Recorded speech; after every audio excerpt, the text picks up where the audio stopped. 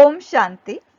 आज हम इस ब्यूटीफुल लॉ को समझेंगे जो नेचुरली इक्विलिब्रियम मेंटेन करता है। जो भी चीज हम सोचते हैं या एक्शन में लाते हैं, बोलते हैं, ये सब कर्मा है। इस कर्मा का सेटलमेंट कितने ब्यूटीफुली अपने आप होता है। कई बार इमीडिएटली हो जाता है, कई बार थोड़े सालों के बाद होता है, कई बार नेक्स्ट बर्थ में होता है, लेकिन सेटलमेंट होना जरूरी है। ये तो होना ही है, होना है, ये किसी के कंट्रोल में नहीं है। अगर हमने किसी से पैसे लिए हैं तो देना तो पड़ेगा, किसी भी तरह से देना है, देना पड़ेगा। वो आपके कंट्रोल में नहीं होगा। चाहे अभी दो, चाहे थोड़े दिनों के बाद दो, चाहे अगले जन्म में दो, देना पड़ेगा।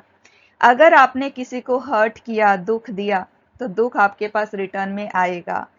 अगर आपने किसी की हत्या की तो आपके साथ भी वही चीज होगा। अगर आपने किसी को सुख दिया तो आपको भी रिटर्न में सुख मिलेगा, और ये सब चीजें इंटरेस्ट के साथ ही होगा।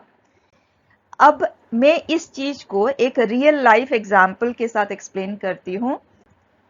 मेरे नोन में, वो मेरे फ्रेंड नहीं है, दोस्त नहीं है, लेकिन मैं जानती हूं, उन्हें मैं जानती हूं।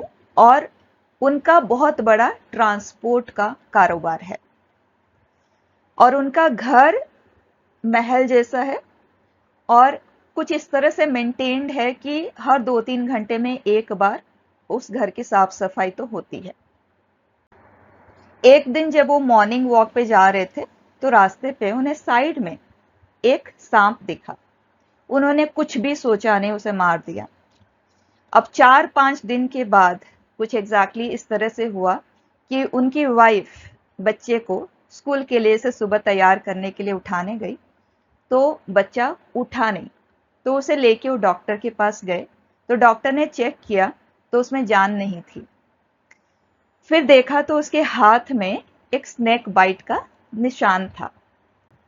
तो उसके इमीडिएटली बाद घर में कहीं वो सांप कहीं और छुपा हुआ ना हो, इसलिए उसका सर्च उन्होंने शुरू कर दिया। नहीं मिला वो। तो जैसे होता है नॉर्मली कि अगर नहीं मिलता है कोई चीज तो हम किसी पंडित जी को दिखाते हैं कि कहाँ होगा वो।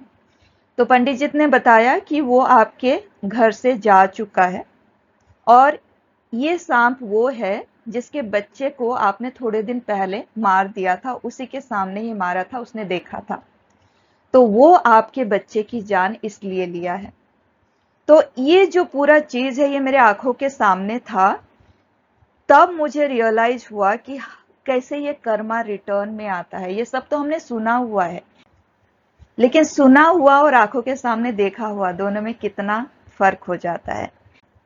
और इसी तरह से आपने देखा होगा कि कई लोग उनको सुनाई नहीं देता बाय बर्थ, कई लोगों को दिखाई नहीं देता बाय बर्थ, कई लोगों को ब्रीदिंग डिफिकल्टीज होती है बाय बर्थ। और ये जो ब्रीदिंग डिफिकल्टी होती है उसका सारे टेस्ट भी करवा लेते हैं, तो ऐसा कुछ मेडिकली वो फिट निकलते हैं, कोई रीजन उनमें नजर नहीं आता है। तो ये सब किस तरह से होता है? पुराने बर्थ में अगर आपने किसी को इतना कड़वा बोला है, किसी को क्या मतलब, किसी किसी की आदत होती है कि जब भी मुंह खोलते हैं बहुत कड़वा बोलते हैं, और वो कड़वापन जो दूसरे लोग सुनते हैं उनको लगता है नहीं, हमें ये सुनना ना पड़े, सुनना ना पड़े।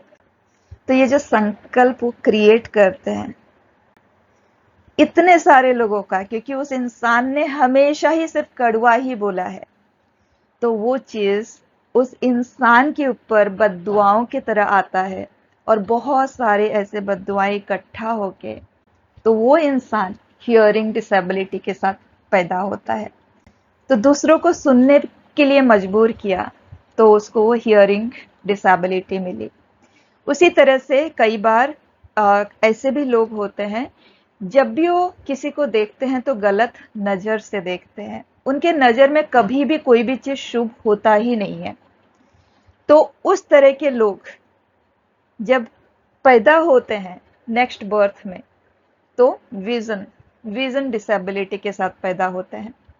कई लोग किसी किसी की जान ले लेते हैं सफोकेट करके, गला दबा के, या दूसरों को बहुत सफोकेटिंग हालत में जीने के लिए मजबूर करते हैं।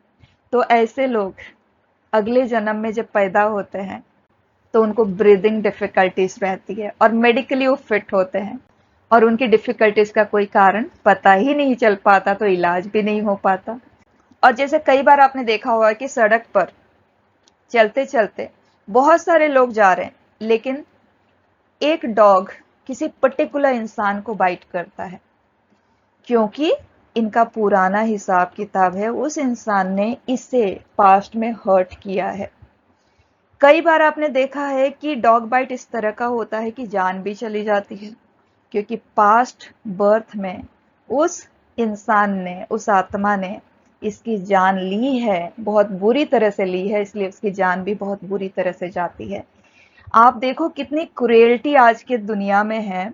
जानवरों को तो बेरहमी से मारते हैं, हर जानवर को, हर तरह के जानवर को, और जानवर छोड़ो, इंसानों को भी उसी तरह से मारते हैं। तो वो सारा चीज रिटर्न में आता है।